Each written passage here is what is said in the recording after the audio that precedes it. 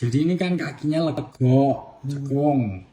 Ini terjadi bisa kan saya ungkapkan tadi bisa karena gangguan pembuangan ginjal dari ginjal misalnya, atau dari gangguan pompanya jantung misalnya.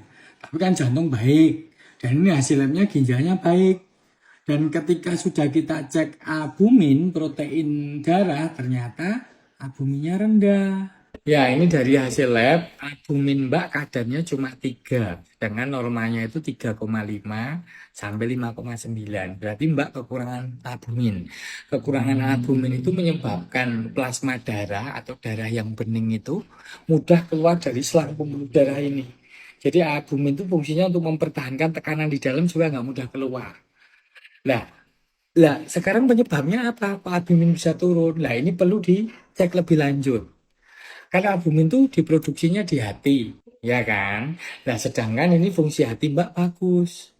Terus kemudian bisa juga karena ada gangguan ginjal, misalnya ginjal bocor, itu kan protein keluar, itu albumin ikut keluar kan? Itu bisa, tapi ini hasil urinnya bagus, proteinnya negatif.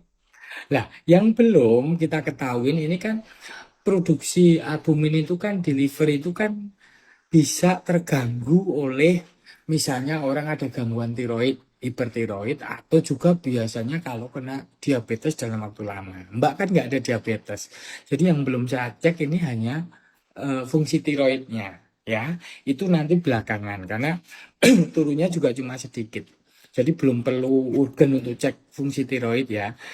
Terus saya ungkapkan ya penyebab mungkin ada riwayat masa lalu yang bisa dihubungkan ya. Penyebab albumin itu bisa karena peradangan kronis, luka bakar, tapi kan itu nggak ada. Ya bisa juga karena infeksi, tapi bisa juga karena malabsorpsi. Jadi ada gangguan pencernaan di mana penyerapan proteinnya itu berkurang, itu bisa. Nah, itu nanti kita cek belakangan ya, karena Mbak kan merasa nafsu makan biasa saja dan nggak ada gangguan pencernaan kayak mencret di hari enggak ya. Jadi ini saya tambahin suplemen albumin, tapi lebih baik juga banyakin yang alamiah. Ya dari daging, telur, kemudian susu itu mengandung protein atau albumin tinggi terutama putih telur. Terus kemudian apa itu? Ikan gabus.